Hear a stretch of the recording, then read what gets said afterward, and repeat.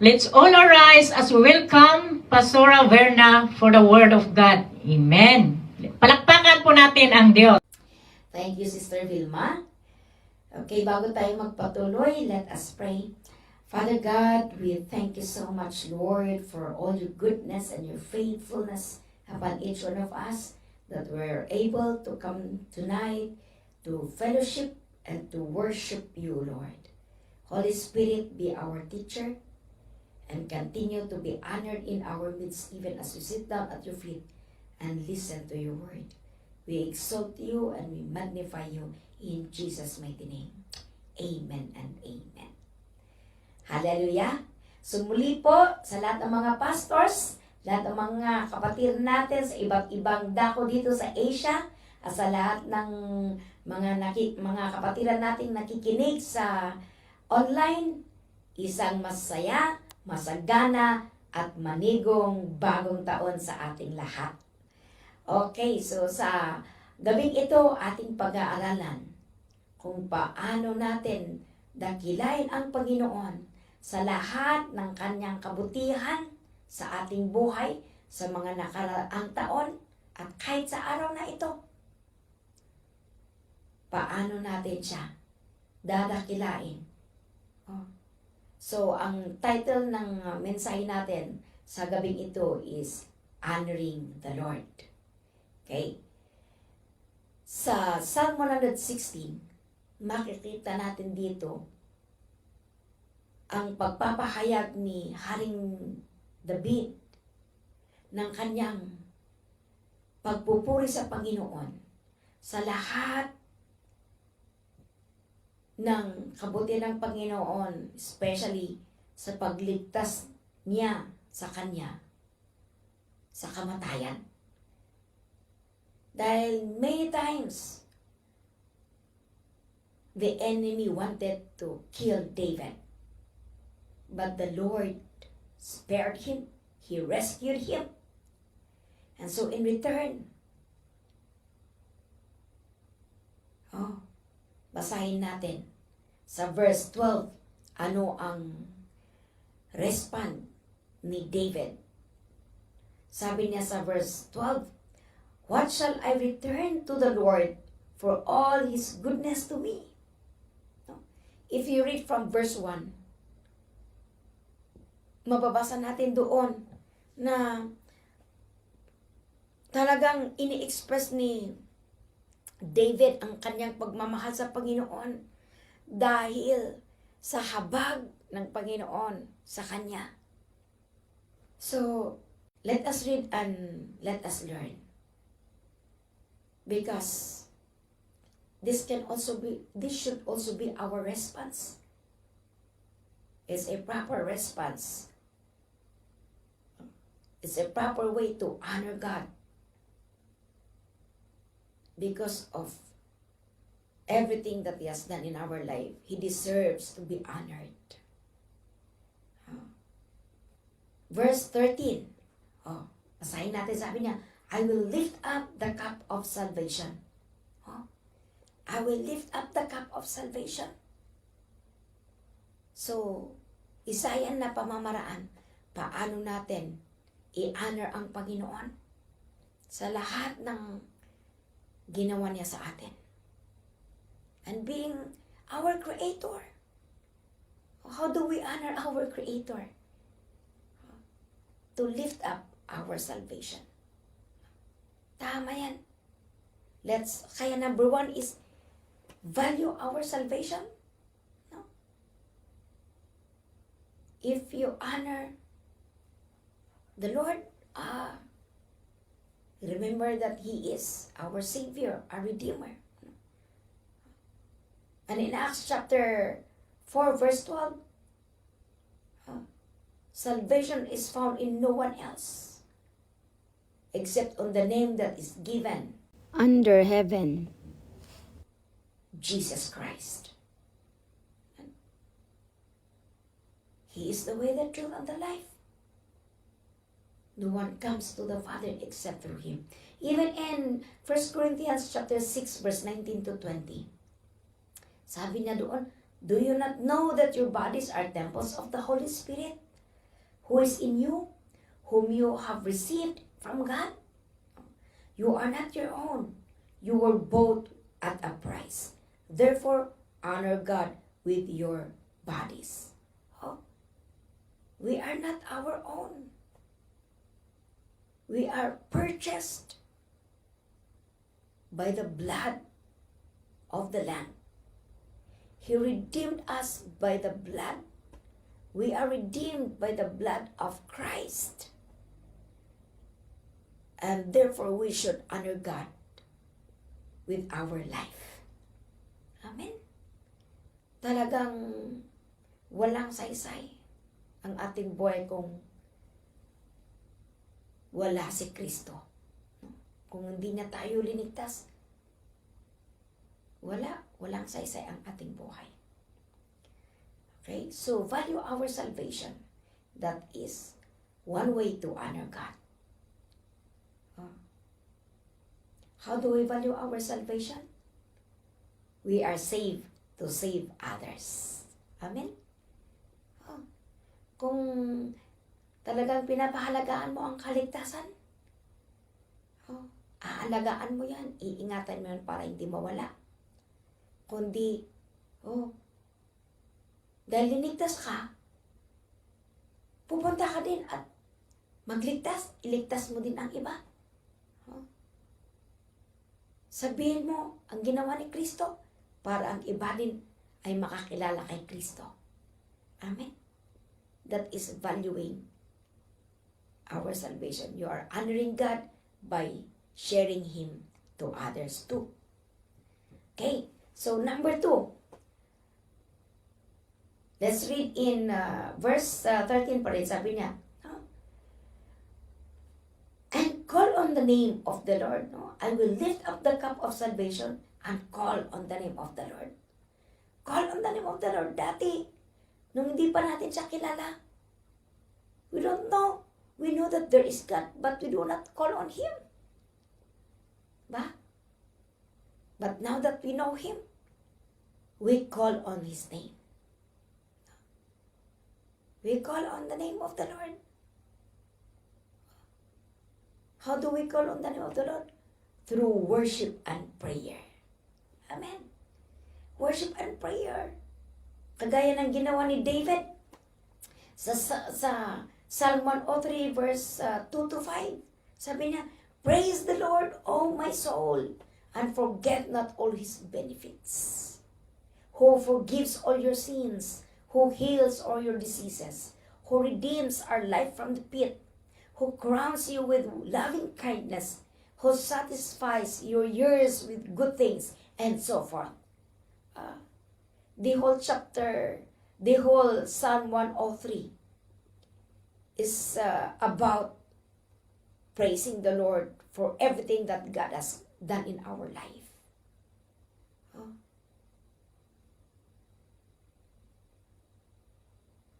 Hindi mahirap magpuri sa Panginoon. Hindi nakakahiyang magpuri sa Panginoon. Hindi nakakahiyang itaas ang kamay. Hindi nakakahiyang mag-praise the Lord. Hindi nakakahiyang manalangin. Even in public. Hindi nakakahiyang magpuri even in public. At lalo hindi ka naiilang na magpuri kung mag-isa ka o kahit sa mahirap na sitwasyon. Magpupuri ka pa rin. Mananalangin ka pa rin. Dahil sa puso natin, nandyan yung inaalala natin ang kabutihan ng Panginoon. Amen? And if we continue to remember that, hindi mawawala ang pagpupuri at pananalangin. At yan ang gustong i-stop ng demonyo. Kaya dahil hindi niya matalo ang Panginoon, gusto niya na siya ang i-worship ng tao. Gumagawa siya ng paraan para ang mga tao ay hindi magpuri sa Panginoon. Anong ginagawa niya? Gumagawa siya ng distraction. Dinidistract niya ang tao para hindi tayo magpuri sa Panginoon. Para hindi tayo manalangin. Inaagaw niya ang attention. At hindi natin namamalayan, unaware tayo na pinupuri pala natin ang demonyo. Instead of worshiping God, instead of honoring God, we are honoring the devil because we are being distracted. But, yan, sabi ni David, even when he is not in the mood to worship God, he is in pain. He commands his soul, "Oh, my soul, bless the Lord, and forget not all His benefits."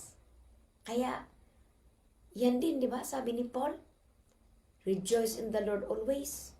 Give thanks in all circumstances. Pray continually, for this is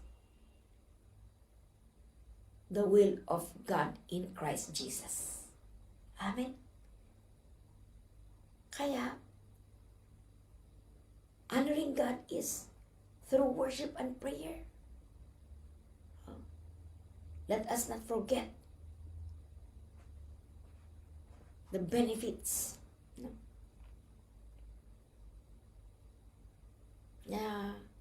We need to command our soul to worship and pray to God not only during hard times, but even when things are okay.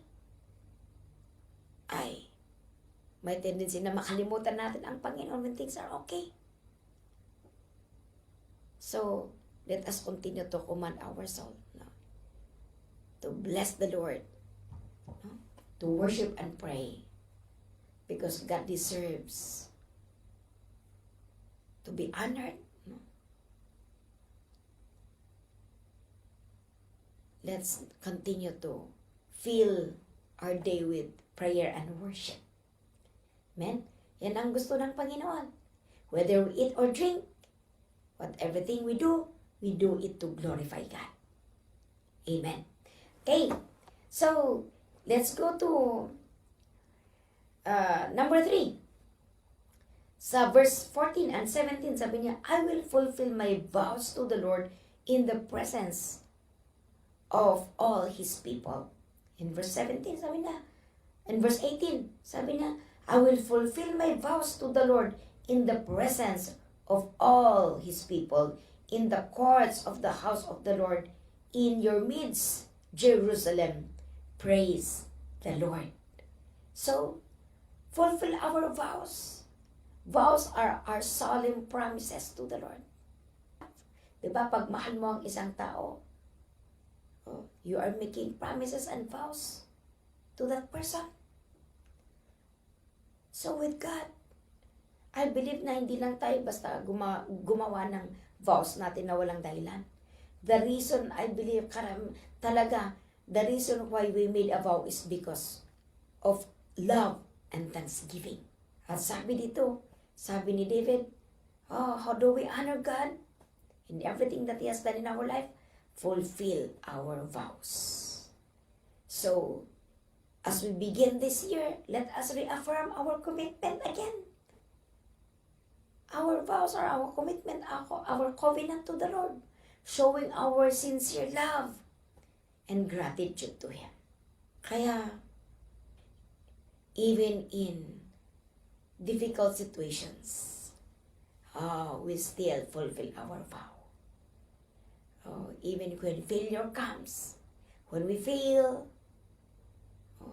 when weaknesses is there, when we experience pressures, uncertain circumstances, we are willing to fulfill our vows because that is our expression of our love and deep gratitude to the Lord. Hallelujah.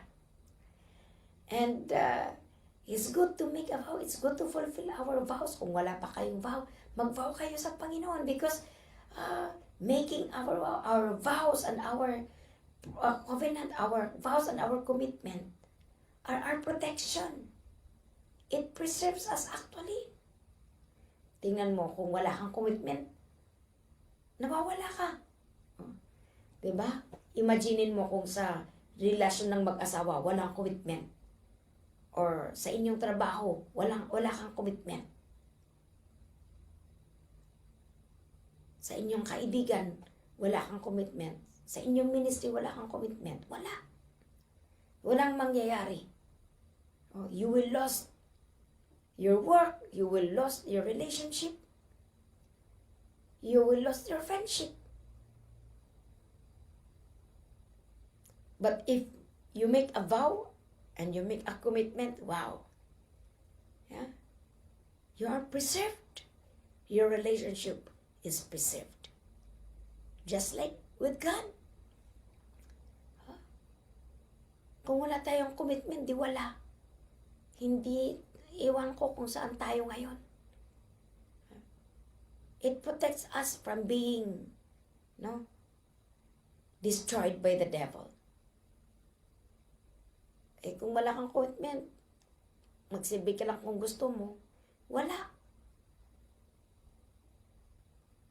Mawawala ang salvation mo.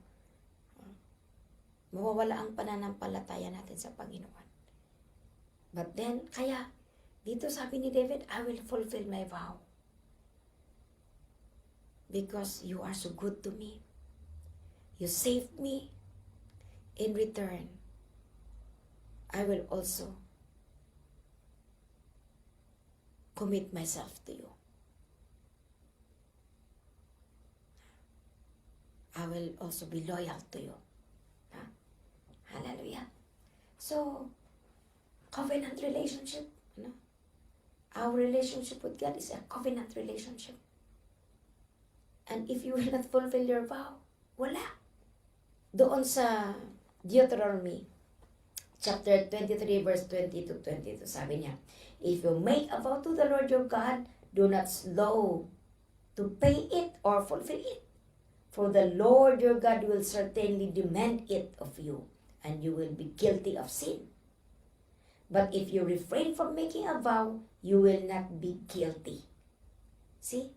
So sabi dito, pag daw nangako tayo, tuparin natin at huwag nating i-delay.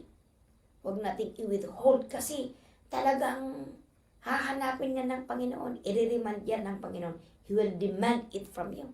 At kung hindi natin i-fulfill, at pag i-delay natin, sabi niya, we will be guilty of sin.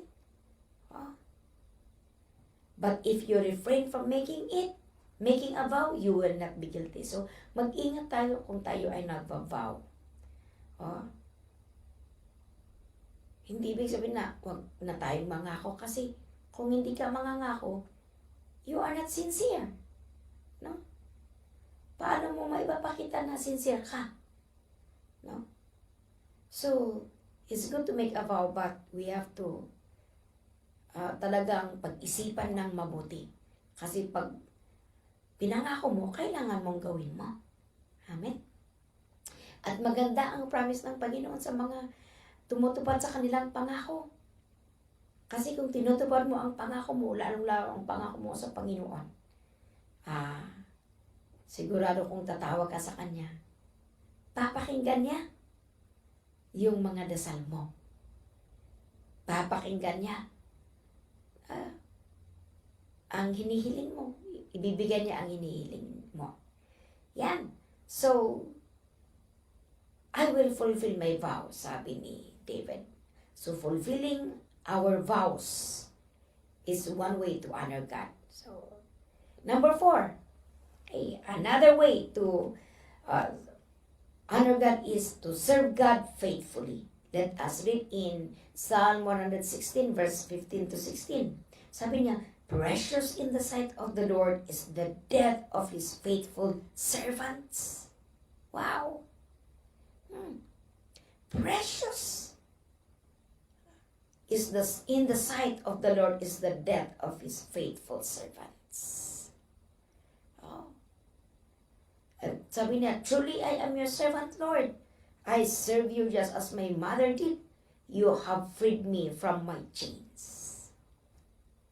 Anyone who experienced to be freed from chains is willing to serve the one who freed him from chains. And so, That is the result. Kung tayo ay nakakilala sa Panginoon and we experience His salvation and deliverance, in return, I believe walang pumilit sa atin na magsilbi sa Panginoon. We all came voluntarily. Why? Because of the deep gratitude. Hindi natin mabayaran yung ginawa ni Kristo doon sa cross. Kaya, because of our joy and our love, our deep awe unto the Lord, we give our life to serve Him. No?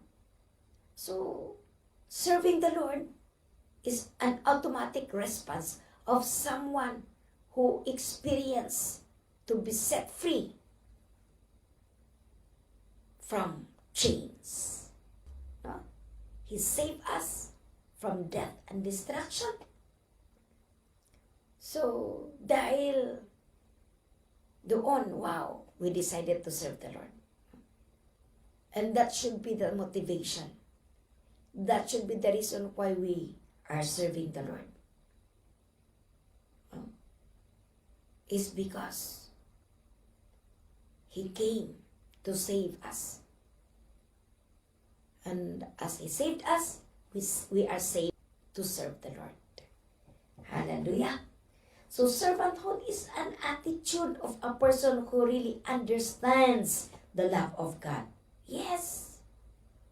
Kung naintindihan natin, naunawaan natin ang ginawa ni Jesus doon sa cross, talagang magsisilbi ka na walang pakundangan. Magsisilbi ka na walang pag-aalinlangan. Yan ang magiging attitude mo. No? You are willing to submit and obey. Ano man ang iutos nila sa inyo. You are willing to support. You are willing to help others. You are willing to disciple others. You are willing to serve with others.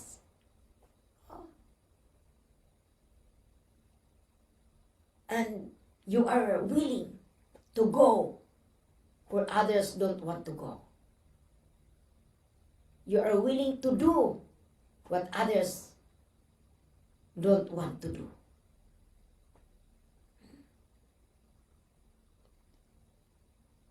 Gusto mong na itataas ang Panginoon. You want that, para bang you want to do all things for God's glory. Yan ang epekto. Pag naintindihan mo ang pagmamahal ng Panginoon, wow, lahat gagawin mo para sa Kanya. Walang pagrereklamo. You are always willing to do yung isang bagay na kahit ikaw ang palaging gumagawa, you are willing to do it. Amen? Because, yan, iniisip mo, sino ba ako para mamatay ang Panginoon? Sino ba ako para iligtas ako? So, yan mga kapatid. Masaya ang maglingkod kung si Jesus ang dahilan kung bakit ka naglilingkod. Amen. No struggle. Kahit may pressure. Kahit may testing. Masaya ka pa rin na maglilingkod. Amen. Masaya ka na magsakripisyo na maglingkod sa Panginoon. Yan. Okay. So, that is pang-apat, no? Number 5. Sacrifice a thank offering. No? Sacrifice thanks offering in verse 17, sabi niya. Basahin natin, Psalm 116 verse 17. I will sacrifice a thank offering to you and call on the name of the Lord. I will sacrifice a thank offering. Of course, kung isipin mo lahat ang ginawa ng Panginoon,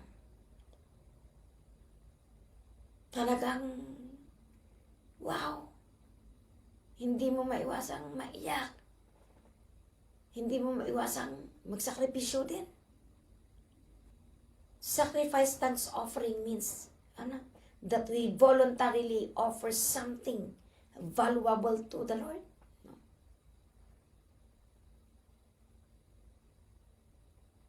Hindi lang something valuable, but we are willing to give our best to express our deep love and gratitude to our Creator, to our Savior and Redeemer, the Blesser of blessing. The effect of God's love, of everything that Jesus had done for us. Lahat ng ginawa ng Panginoon sa atin. The effect of this is we are willing to give Him our everything. To give Him. Psalm 20 verse 3 to 4. Psalm 20 verse 3 to 4. Sabi niya doon.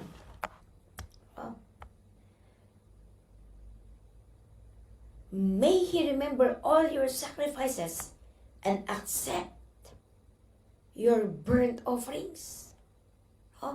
Sabi niya, may He remember all your sacrifices and accept your burnt offerings. May He give you the desires of your heart and make all your plans succeed. So mga kapatid, let us not give up honoring the Lord through our givings, through our offerings, through our worship. Let us do it continually and unconditionally because God remembers our sacrifices, our offerings, our givings.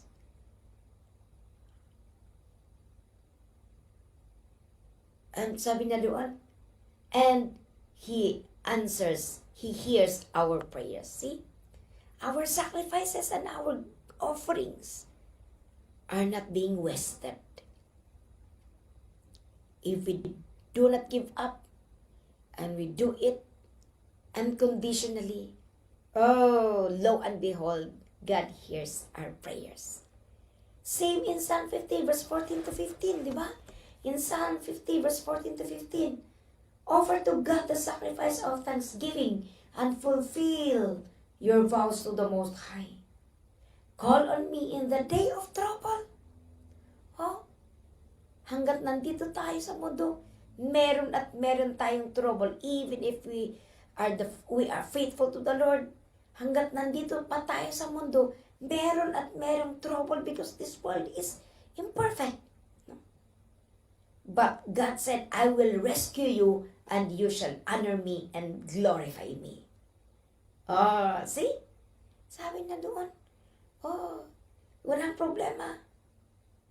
Kahit may problema at wala kang pera, di ba't laging masaya? Dahil nandyan ang Panginoon na tutulong sa atin.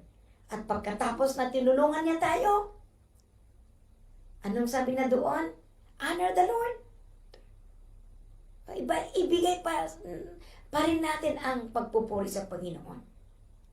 Huwag lang kung tayo ay in trouble, sige, very prayerful tayo. Very faithful tayo. Pero pag natapos na ang trouble, sabi niya, tuloy pa rin. I-honor natin ang Panginoon at i-glorify natin siya. Dakilain natin ang Panginoon at patuloy nating itaas ang Panginoon. Patuloy nating unahin pa rin ang Panginoon. Amen. Let us not forget God. Kaya nga doon sa Deuteronomy, chapter 8, the book of Deuteronomy is a book of reminder. Kasi alam ng Panginoon, ang tao ay nakakalimot. Kaya sabi niya doon, be careful that we do not forget the Lord. Amen. Be careful that we do not forget God. When everything is okay, we should not forget the Lord. Minsan hindi natin namamalayan na nakakalimutan na hindi pala natin ina-honor ang Panginoon. When we forget to, when sometimes we are focused on the activity and we forgot about intimacy. Minsan nagiging Martha tayo, hindi na tayo Mary. It's not bad to prepare, but let us not only be busy, let us not also neglect, no? Let us be busy with the kingdom, but we should also be busy with the King. After all, sabi niya, serve the Lord so that we can serve His people. Amen. Minsan hindi natin namamalayan, di ba? Nung bago tayo mag-MC, bago tayo mag-preach, bago tayong mag-lead ng worship, bago tayong mag-exhort, nako, pinag-prepare natin yan, pinagpapastingan pa natin yan. Pero nung tumagal na, o dahil alam na natin ang ating ginagawa, dahil palagi na natin ginagawa, hindi na tayo nananalangin. We do not seek God first. We do not worship God. Oh. So, we are being reminded. Let us also honor the Lord by, sabi doon, glorify God. No? Kahit alam mo na ang inyong ginagawa, no? When things are okay, we should continue to honor God and glorify God. Yeah. Kasi yan ang hinahanap ng Panginoon. That is the reason why He created us, is to glorify Him. Kaya ang ganda ng inaawit natin na when I look into your holiness, when I gaze into your loveliness, when all things that surround me become shadows in the light of you. And our response is, I worship you. The reason I live is to worship you. Magandang worship yan, magandang prayer yan. To remind us to continue to sacrifice thank offering to God. To continue to worship God. To continue to put Him first before anything else. Honor us, and all these things shall be added unto us. Honoring God must be the priority. Because, there are times that even if we have devotion but no fire anymore, it's because we become busy with other else, that we are not aware that the fire went out already. So honoring God, how do we honor God in everything that He had done in our lives? Of course, the point in here is, let us not forget all the benefits of God, so that we will not forget to honor Him. But let us not only honor Him because of the benefits that we receive from Him, but it is just but proper to honor God because He is our Creator. Amen? So, kung gusto natin talaga na maging masagana, manigo at masaya ang taon na ito, at ang araw-araw nating pagsisilbi, ang araw-araw nating pamumuhay, pagsisilbi natin sa Panginoon ay masagana at kalugod-lugod sa Panginoon. let's honor God. Amen? Let's put Him first. Honor God in every aspects of our life. Kagaya ng ating inaral, na to value, to wrap up everything. Honor God by valuing our salvation. Honor God by valuing our salvation. Number 2, worship and pray. Always, that is calling upon the Lord. Worship and prayer becomes our lifestyle. Because we understood that that is how to honor God. Amen? And actually, reminder yan eh.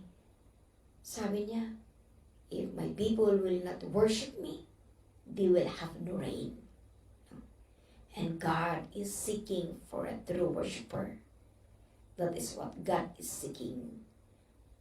True worshiper who will worship in spirit and in truth. They worship God because they want to honor God. Amen? Worship becomes deep. Prayer becomes deep.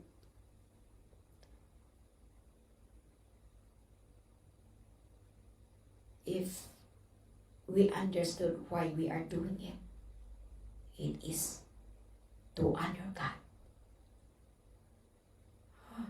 Hallelujah.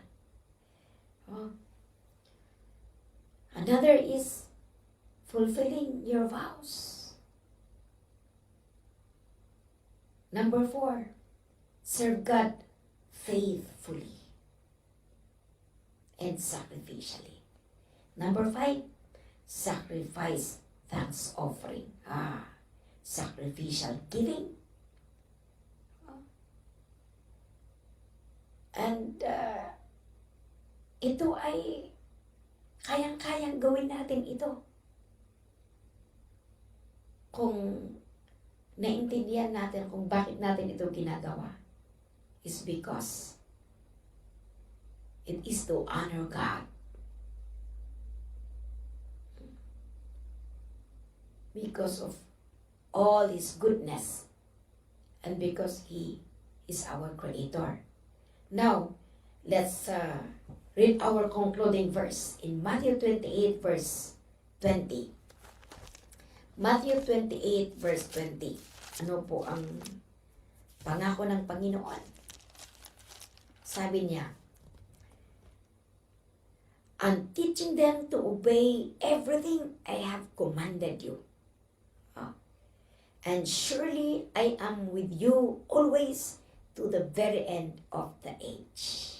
God promised His constant presence to those who faithfully follow Him, to those who faithfully honor Him, to those who faithfully obey Him, to those who faithfully do His will.